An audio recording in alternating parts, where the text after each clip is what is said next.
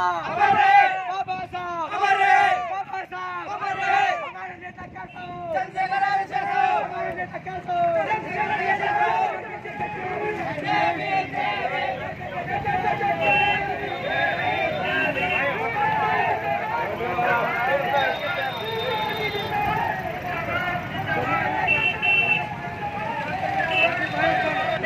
चंद्रशेखर आज़ाद जी से जुड़ने के लिए आप हमारे चैनल को सब्सक्राइब, लाइक, कमेंट, शेयर जरूर करें। UP20.official।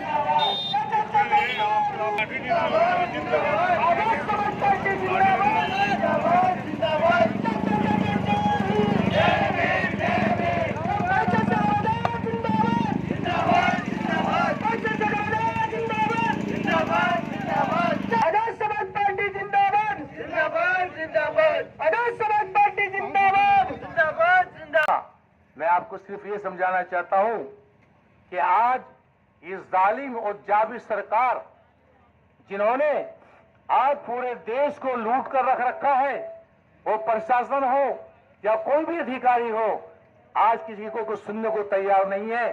अगर आंख में आंख मिलाकर के कोई काम कर सकता है, ये शेर और बबर शेर है।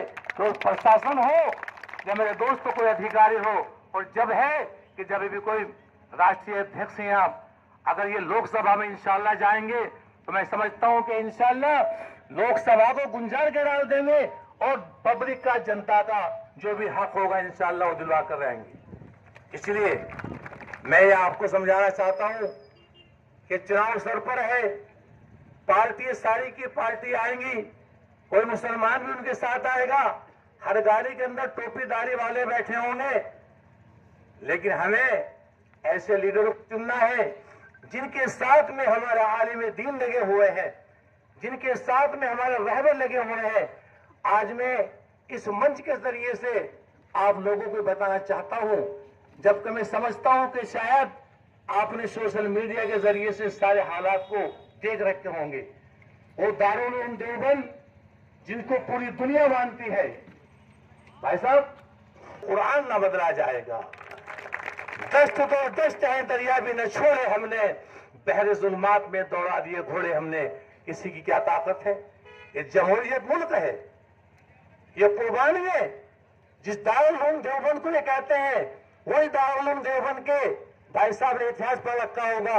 इस मुल्क को आजाद कराने में सबसे पहले दारुल उलूम देवबंद का हक है। तहरीक रेशमी रुमाल की तहरीक हजरत मौलाना हुसैन अहमद मदनी नव्वर अल्लाह मरकदहू ने तहरीक रेशमी रुमाल की तहरीक उठाई और जालिम बादशाह को अंग्रेज के मुकाबले किया, और जो वो टोपी लगा रखी थी चारों तरफ, तो क्या कहा हजरत ने, इन तोपों से क्या होगा?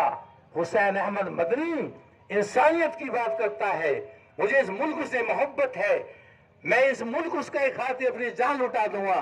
इस जालिम अंग्रेज ने हजरत मौलाना हुसैन मदनी साहब नव्वर अल्लाह मरकदहू को माल्टा की जेल में पहुंचाया।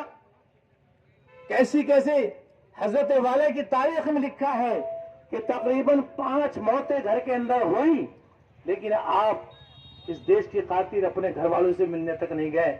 उस वक्त में खत चलते थे, तो खत के जरिए पता चलता था आपकी बहन का इंतकाल हो गया है। आप होशियार रहने की जरूरत है। आज हमें इस लोकसभा की सीट, जो रिजर्व सीट है, भाई साहब का नाम आया है, उलमा किराम साथ है, हमें कंधे से कंधा मिला करके भाई साहब को कामयाब बनाना है और लोकसभा पहुंचाना है। और मैं बताते चलूं, अभी मेरे साथी से बात हो रही थी और मैंने ये भी कहा था, अगर गठबंधन वाले उस समाजवादी पार्टी के लीडर हो, और मैं जानता हूं कि मैं समाजवादी का जब से मैंने होश संभाला है, मैं समाजवादी का, हमने अपने मुस्तकबिल को नहीं पहचाना, मैं मुस्तकबिल का तर्जुमा कर दूं, आने वाले वक्त को, अपनी नस्लों के वक्त को नहीं पहचाना, और हम ताल्लुकात की बुनियाद पर अपने वक्त को खराब कर दिया, तो दोस्तों 5 साल तक पछताना पड़ेगा। और अब तो ये इस तरह हालात बिगाड़ रखे हैं, खुदा ना खास्ता अगर फिर इनका मामला हो गया तो पता नहीं इस देश को उस मोड़ पर ले जाकर खड़ा कर देंगे जहां लूट मार खसोट और दोस्तों रहजनी और डाकी होने को तैयार हो जाएगा, मामला खत्म हो जाएगा। इसलिए मेरे दोस्तों, आज पूरे देश के अंदर देख लो, लड़कियों की इज्जत लूटी जा रही है। कोई कुछ बोलने को तैयार नहीं है, प्रशासन को बोलने को तैयार नहीं है, कोई हर बात कहने को तैयार नहीं है। इनके लीडर, बीजेपी के लीडर अय्याशी और मक्कारी रंडी खाना मोबाइल के जरिए से हम देखते हैं कि लुटा रहे हैं सरकार का पैसा। बताओ, आज 5 किलो नाजी मुसलमान और हिंदू और दलित कुछ ने क्या 5 किलो आटे के आदमी है?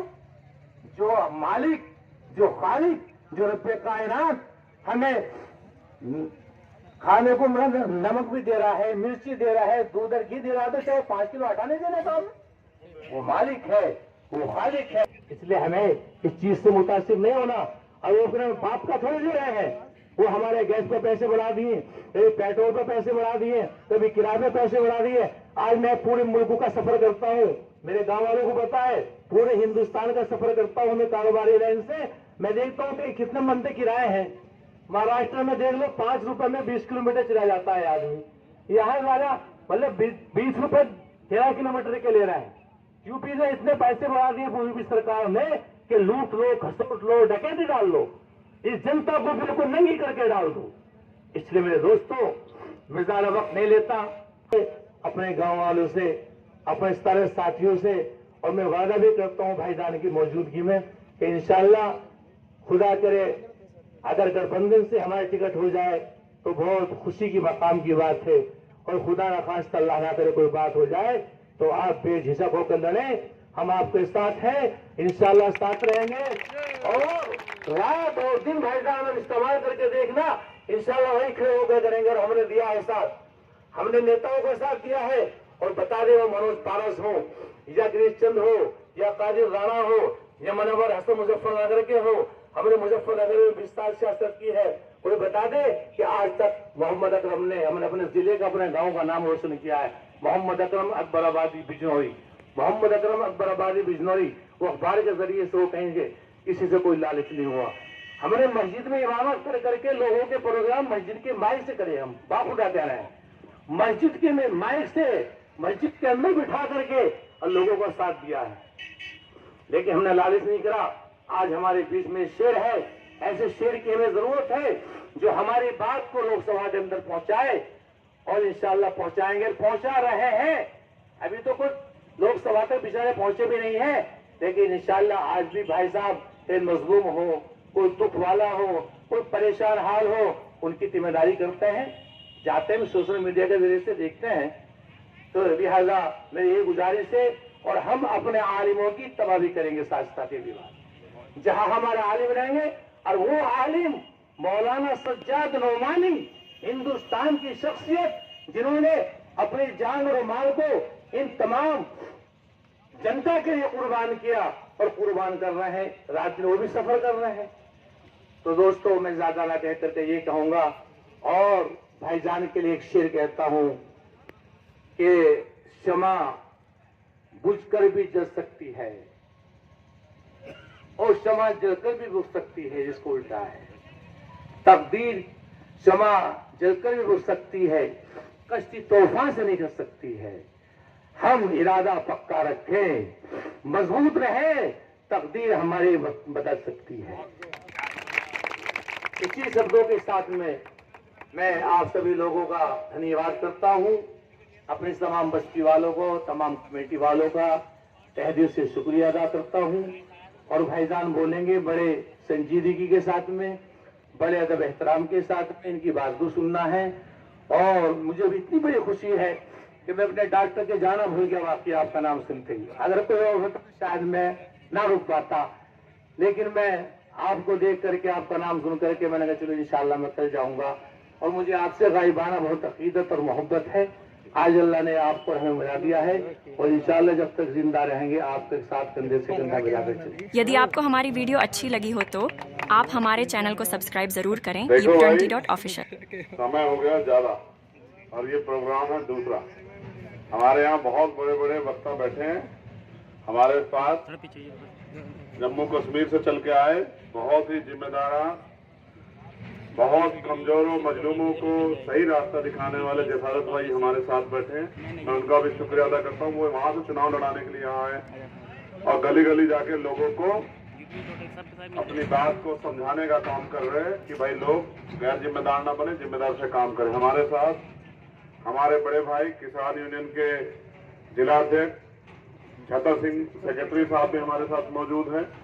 जीतराम जी हमारे मिशन के बहुत सीनियर साथी हैं, ये भी जम्मू कश्मीर से हमारा चुनाव लड़ाने के लिए यहाँ आए हैं। मैं इनका भी बहुत बहुत धन्यवाद शुक्रिया अदा करता हूँ। आरिफ भाई हमारे साथ हैं। मेरे छोटे भाई पुणे से ये वकालत की पढ़ाई कर रहे हैं, इनके पेपर हैं। इनकी वालिदा का फोन आया कि इनको आप जिद करके भेज दो, ये आने को राजी नहीं है। 1 महीने बाद पेपर है, 5 साल की मेहनत के, जाने को राजी है नहीं होना कि चुनाव लड़ा के जाऊंगा। मैं इसको समझा के थक गया कि भाई सुल्तान ये ठीक नहीं। आज तो मुझसे कहने लगा जी साथ ही चलूंगा, मैं भी अपनी बात को रखूंगा। देखो ये मोहब्बत मैंने बस यही कमाई। हमारी पार्टी के बहुत सीनियर नेता भाई विकास जी, धर्मेंद्र भाई, भाई नीटू जी, जो हमारे बहुत सीनियर नेता हैं, विपिन गुठलिया जी, हमारे सम्मान जिलाध्यक्ष जी, मैं इन सबसे आज माफी माजरात चाहते हुए, क्योंकि प्रोग्राम 8-9 है तो सब लोग नहीं बोल पाएंगे, क्योंकि भाई साहब ने बहुत बड़ी बात जिम्मेदार से रख दी। आपने मुझे यहाँ बुलाया, मैं इसके लिए आपका सबका शुक्रिया अदा करता हूँ। उससे भी मैं इतना ही प्रेम करता हूँ। वो भी मेरे इतने दिल के करीब है, जो यहाँ बैठे हैं, वो भी जो सामने बैठे हैं, वो भी इतने करीब। आप ज्यादा करीब हो क्योंकि आप दूर में बैठ के सुन रहे हैं, लेकिन जो इधर बैठता है वो सीखना चाहता है, वो जानना चाहता है कि क्या चल रहा है। जो इधर बैठ रहा है वो बताना चाहता है कि क्या चल रहा है। मुल्क के हालात से हम दोनों लोग वाकिफ हैं, ये भी और ये भी। लेकिन इन मुल्क के हालातों पे रो के, तकलीफ में रह के, आंसू बहा के, शायद या घर में डर के बैठ जाने से कुछ नहीं होगा। इन दौर को बदलने के लिए हमें अपनी सियासी ताकत को मजबूत करना पड़ेगा। आप ये जानते हैं भारत में लोकतंत्र है और बाबा साहब अम्बेडकर ने हमें वोट का अधिकार दिलाया है। इस वोट के अधिकार से हम चाहें तो किसी भी बहुत कमजोर को बहुत ताकतवर बना सकते हैं, बेजुबान को भी जुबान दे सकते हैं और किसी बहुत ताकतवर को अपनी वोट की मुखालफत करके, वोट की खिलाफत करके उसको जमीन पे भी पटक सकते हैं। ये ताकत जो है हमें वोट ने दी है। हमें जमहूरियत में हम हर व्यक्ति बहुत ताकतवर है, लेकिन बुरा यह है कि हम 10 रुपए का सामान खरीदने जाते हैं, उस सामान को कई बार चेक करते हैं। अकरम भाई, ये माला खरीदेंगे तो चेक करेंगे माला टूटी हुई तो नहीं है, इसमें जो डला हुआ पूरा तो है, कोई कम तो नहीं है, ये माला जो है छोटी तो नहीं है, ये माला जो है कहीं से कटी हुई तो नहीं है। लेकिन हम जब कीमती वोट देने जाते हैं, जो हमारा 5 साल का मुस्तकबिल तय करते हैं, हम एक बार नहीं सोचते कि जिस नेता को वोट दे रही है हमारी लड़ाई लड़ेगा नहीं लड़ेगा, हमारी आवाज उठाएगा नहीं उठाएगा, हमारे बच्चों के साथ जो मुसीबतें, हमारे लोगों के साथ जो मुसीबतें आएंगी उसमें हमारा साथी बनेगा नहीं बनेगा, कभी हमारे दुख दर्द में काम आएगा नहीं आएगा। कभी जब हम पे जुल्म होगा तो उस जुल्म के और हमारे बीच खड़ा होकर हमारी मदद करेगा नहीं करेगा, कभी हम नहीं सोचते। आपने तो बहुत बड़ी बात कही, मैं बहुत गवाही के चक्कर में नहीं हूं। मैं आपसे ये कहना चाहता हूँ, दलित मुझे यहाँ तक सींच के लाए, पिछड़े वर्ग के लोग मुझे यहाँ तक सींच के लाए, बिना MP MLA के उन्होंने ये कमाया मैंने, बस ये कमाया मैंने, बस मैं आपको यही बता रहा हूँ, ये कमाया मैंने। वो दलित समाज के लोग, पिछड़े वर्ग के लोग, किसान जवान मुझे यहाँ तक सींच के लाए और अब आपके हाथों की बात है। मैं कोई कारोबार नहीं करता, मैं कोई नौकरी नहीं करता, मैं 24 घंटे 7 दिन एक ही काम करता हूँ, जिसको हम लोग खिदमत कहते हैं, सेवा कहते हैं, जिसको सियासी रूप से भी और सड़क पे भी हम लोग जिसको लड़ने काम करते हैं।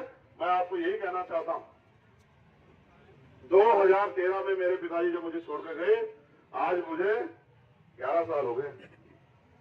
इन 11 सालों में मैंने हजारों लोगों के आंसू पूछने की लड़ाई लड़ी होगी और मैंने कभी कोई लड़ाई इसलिए नहीं लड़ी मेरे भाई कि इससे मुझे कोई सियासी मफाद होगा, कभी नहीं लड़ी। किसान आंदोलन हुआ पूरे 13 महीने बैठ के मैंने उनका साथ दिया। जब भी उन्होंने कहा कि आज भारत बंद करना, हमने जाके हमारे लोगों पर लाठियां चली, मुसीबतें हुई, जेल गए, हमने कभी नहीं पीछे पलट के देखा। जब महिला पहलवानों के साथ जुल्म हुआ और जुल्म करने वाले सरकार के अपने लोग थे, बहुत ताकतवर थे, कोर्ट में हिम्मत नहीं जुटा पा रही थी, सीना तान के हमने उनका मुकाबला किया, दिल्ली में कोटा गाड़ के मुकाबला किया।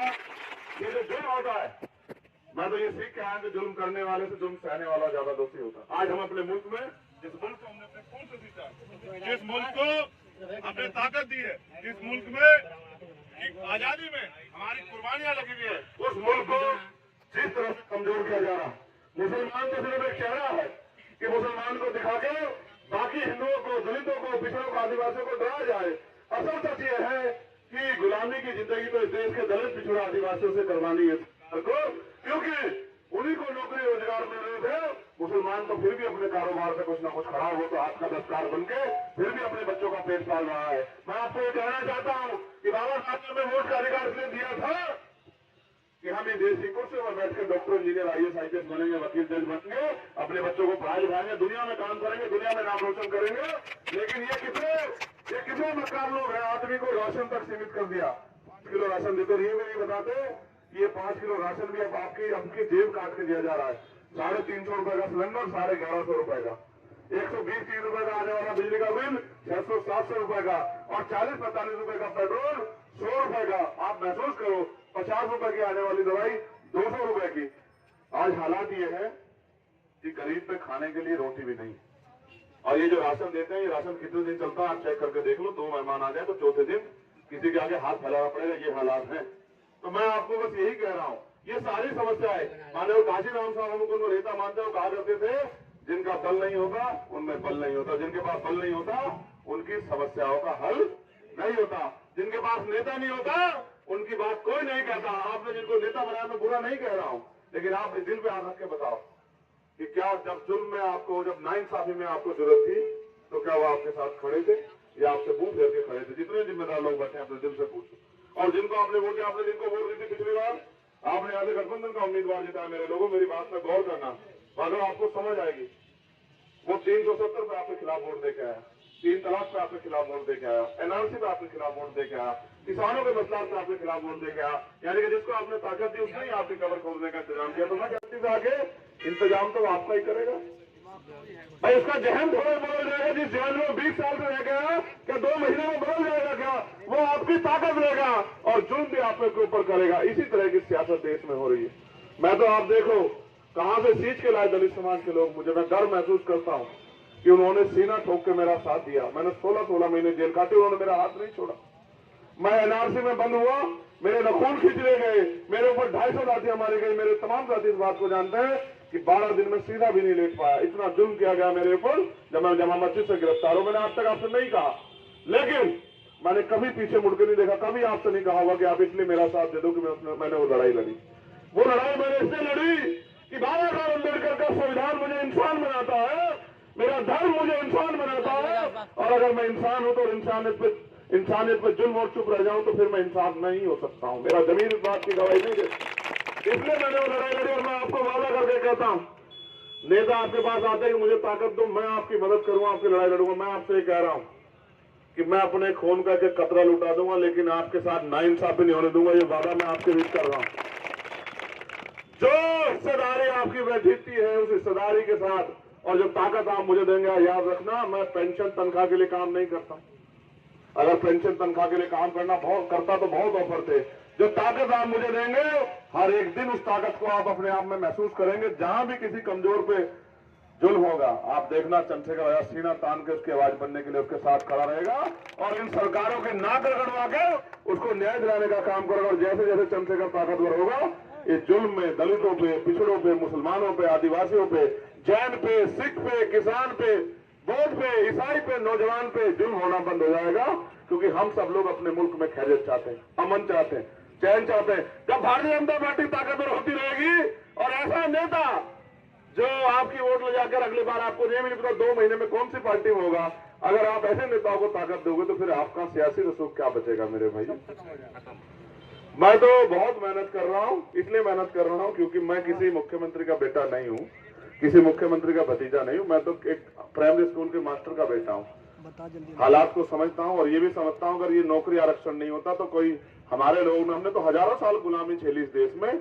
हमें तो मंदिरों में जाने का, मटकी छूने का, घोड़ी पे बैठने का, स्कूल में जाने की इजाजत भी नहीं दी। हमने 70 साल में हमारे लोगों ने खुद को खड़ा करके देखिए तो आज के हालात बना दिए कि हम अपनी बात को मंच पर रख सकते हैं, हम अपने ऊपर हुए जुल्म पर लड़ सकते हैं। जब हम लड़ सकते हैं तो आप क्यों पीछे हट रहे हो? आप भी हमारे साथ आ जाओ, फिर देखो कि मिलकर लड़ाई कितनी मजबूत होती है। और जब ये दो ताकतें मिलेंगी तो हमारे किसान भाई, हमारे पहलवान भाई, हमारे नौजवान भाई, हमारे पिछड़े वर्ग के भाई जो जुल्म जाति, अन्याय, अत्याचार, जाति धर्म के आधार पर सारे तत्काल हमें गले लगाने के लिए हमारे साथ आ जाएंगे। हम इतने मजबूत हो जाएंगे, ना हमारा हाथ फैलेगा, ना हम पे किसी के जुल्म की आंखें उठेंगे। अब तो हालात ये है, अकबर भाई नहीं कह पाए, बहुत सारे दर्द अकबर भाई ये भी नहीं पता कि कल किस चीज पे हाथ रख देंगे और कहेंगे मेरी है, आप उसको ये भी नहीं कह पाओगे कि हमारी। ये हाल है या नहीं है, आप मुझे बताओ। इस देश में कानून है, वर्षिप एक्ट है, प्लेस ऑफ वर्शिप आप बताओ, उसके होते हुए संविधान को कुचल के भारतीय जनता पार्टी के लोग किस तरह से धार्मिक ताकत का, धार्मिक जो है हमारी धार्मिक इजाजत का किस तरह से मजाक उड़ा रहे हैं। बताओ कौन नेता किसी को तकलीफ है क्या? और अगर आप भी तकलीफ नहीं करोगे, आप भी ये सोचोगे कि रोटी खा ली, आज का खाना होगा, कल का देख लेंगे, इससे बताओ कैसे बदलाव हो जाएगा। बदलाव करने के लिए ताकत की जरूरत होती है और लोकतंत्र में ताकत वोट से बनती है। आपकी वोट ताकतवर है, नेता कमजोर है, जिसको वोट दे दोगे वो ताकतवर हो जाएगा।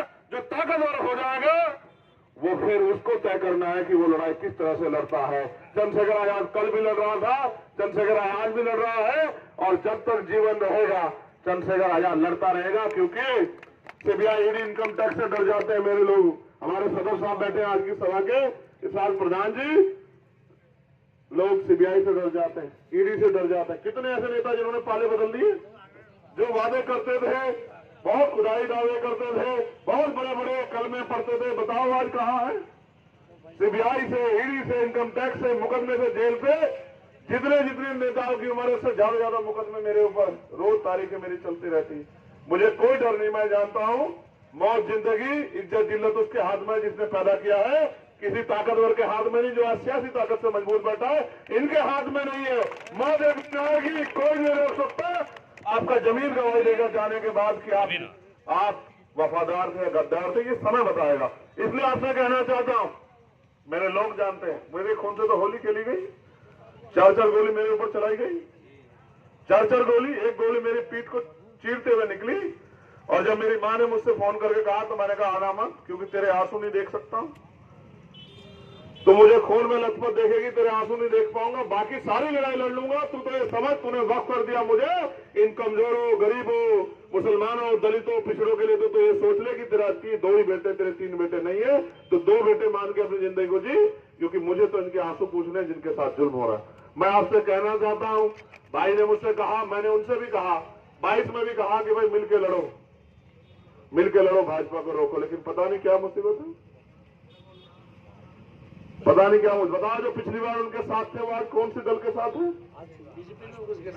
ठीक है, तो अकेला चंद्रशेखर तब भी खड़ा था और आज भी खड़ा है। और आप अगर नहीं गवाही ले सकते, आप मुझे पढ़ के जाते हैं तो खतौली पूछना किसने जिता के दी, आप पूछ के देखना, बताना खतौली किसने जिता के दी। समाजवादी और एलडीपी का गठबंधन था 2019 में, चौधरी अजीत सिंह लड़े थे, नहीं जीत पाए खतौली, आप चेक करवा लेना, 30,000 से हारे में। 2017 में हारे, 2022 में हारे। और मैंने वादा किया आगे अगर जिता के ना दिखाऊं तब बताना मेरे लोगों में मेरी बात का इतना असर है, क्योंकि वो मेरे जैसे छिटे पिटे गरीब लोग हैं, वो मेरी बात का भरोसा करते हैं। मुझे मौका देके देखो। लेकिन क्यों ये गरीब का बेटा खड़ा ना रहे, इसलिए डर रहे? तुम कौन हो रोकने वाले? अगर तुम रोकने वाले होते तो मुझे पैदा भी नहीं होने दो। तुम्हारा दिमाग खराब है। चंद्रशेखर आजाद अपने दम पे है, अपने लोगों के दम पे है, इनकी मोहब्बत से है। और जहां भी जाएंगे चंद्रशेखर जी, आजाद पार्टी, भाई चंद्रशेखर साहब। मैं जो कुछ भी हूं अपने लोगों की मोहब्बत में हूं।